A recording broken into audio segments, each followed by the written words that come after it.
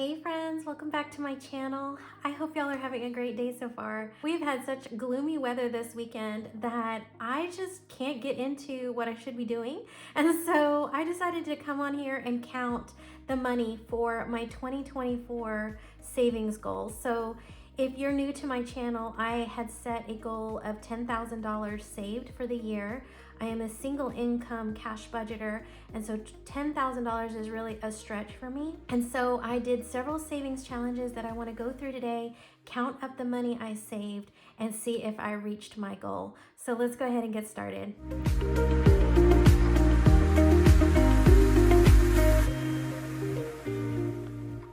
So friends, in the beginning of the year, I set a 2024 budget reset, and I just wrote in my little notebook all the things that I wanted to accomplish for the year. I had some financial goals. I wanted to be more mindful about creating some work-life passion and purpose balance, and I think I tried really, really hard. Life, of course, throws curveballs, and so I'm happy to say, though, that it didn't affect my savings goals. So even though things went crazy a little bit towards the end of the year, I feel like I was able to accomplish a lot of what I wanted to set out to do. So I didn't get to fully fund my Greek cruise that I wanted, but I did stay consistent with my extra principal payment towards my mortgage and then my month ahead savings. I wanted to reduce my mortgage term by another year this year, which meant that I wanted to add another $40 a month to the mortgage payoff, and I was able to do that. I was saving for a laptop. I haven't saved enough yet to buy one, and I wanted to complete my 100 envelopes challenge, invest more energy into a side business, and I really did. I pivoted in the middle of the year and ended up making Etsy a side business, and so I'm really happy with that. I wanted to add 2 new products. At the time, it was products in an Amazon business that I had, but I didn't do that. So I ended up doing Etsy, and of course surpassed that goal. We're both, and Justin's now involved, I think, in Etsy a lot more than he was at the beginning. And then now, with Amazon closed, we're just still like working really well together. So I'm pleased with that. I wanted to keep my variable spending low, which I did. I wanted to contest my property value because it went up because of like COVID and stuff. So I didn't have to. It did come down after the whole inflation and house shortage. So, but I do feel like contesting this coming year in 2025 is a good idea. I wanted to track my high yield savings interest in the 100 envelopes challenge, and I did. And then I wanted the work-life passion. So focus on self-care, mindful of how I use my time, connect and integrate and create some unity in my life at work and in my life at home and with YouTube. And I think I did it, you guys. I really do. So I think what I'll do is spend some time checking off here the goals for 2024.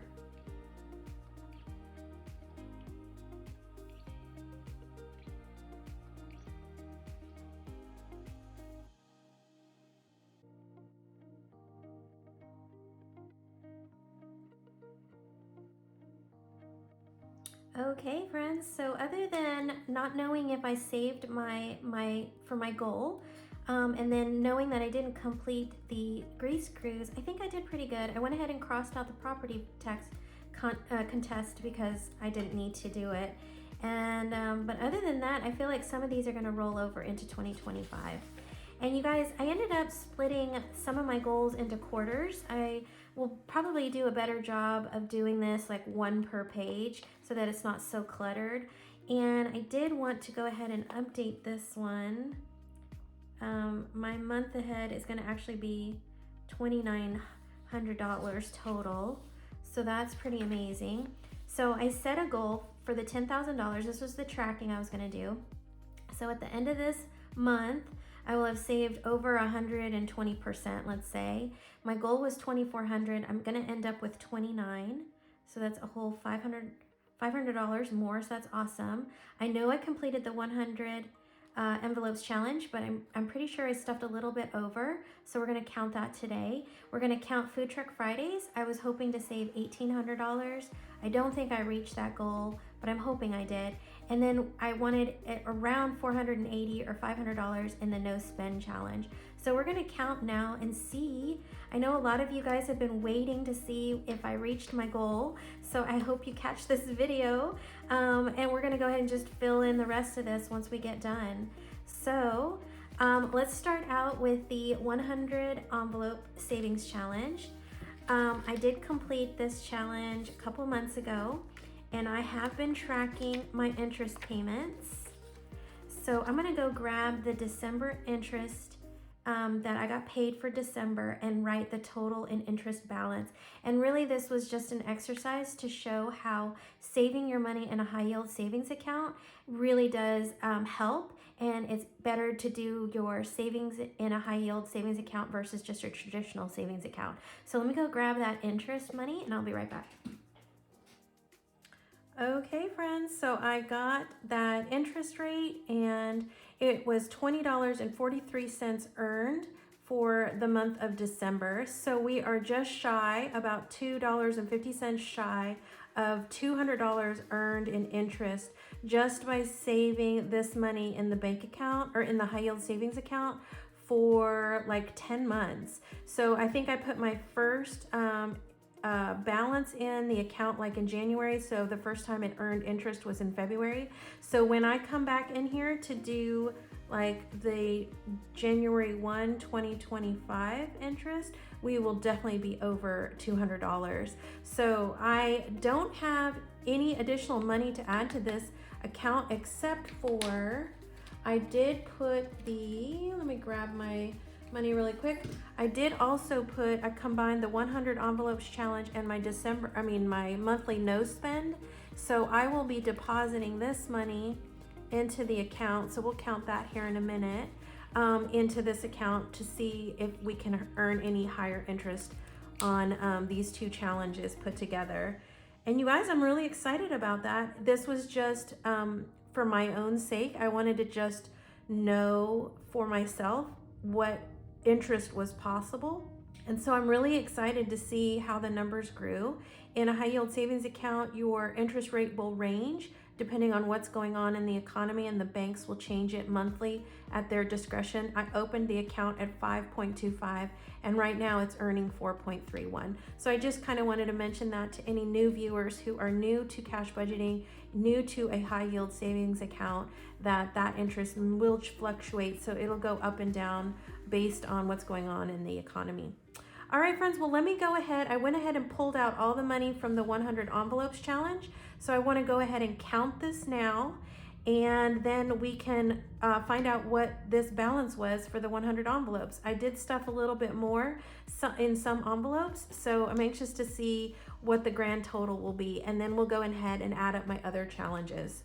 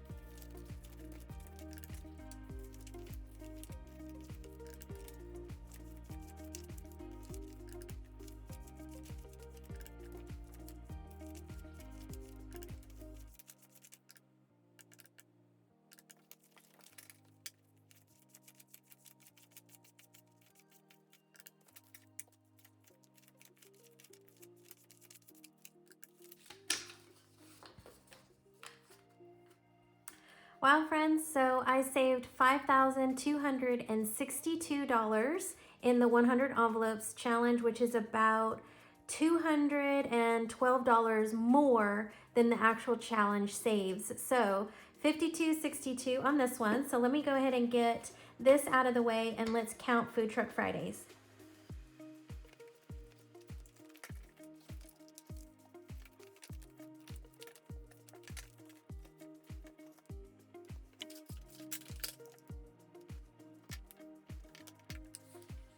Okay friends, so I was using this cute challenge bundle from my friend Jess over at Tobin Budgets, and I was saving them all throughout the year so that I could get a grand total and hopefully use this money towards, I just decided to dedicate this challenge just to savings alone. So let's go ahead and count all this up.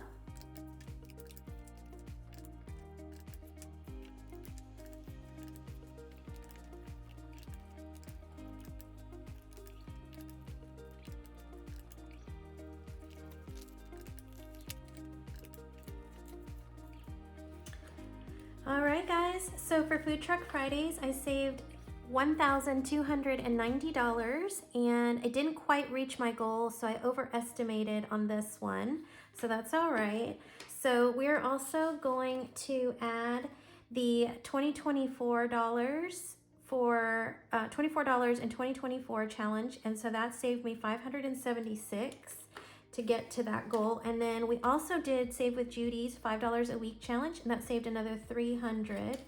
So plus 300 plus 576 plus. All right, so let me go ahead and count my no spends now.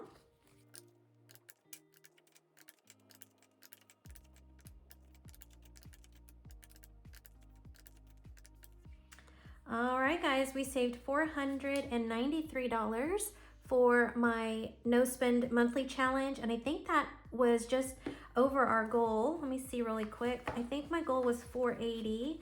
That's right. So 493 going to that challenge, and I'll be putting this cash money in the no spend challenge into the 100 envelopes high yield savings account. That way we'll earn a little bit more interest before the end of the year. And let me go ahead and start adding up my total now and see if we got to $10,000 saved.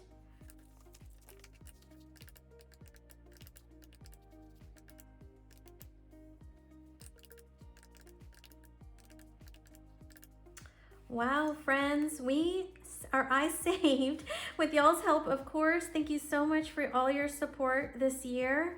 I saved $10,821 total. $10,821. Wow, that is amazing. Plus the other $200 I was able to save most likely in the high yield interest. I think we made $11,000 into my savings account, and I haven't even counted up the ding ding ding envelope, so that'll even be more extra savings. And I know we have more than $200 in the ding ding ding.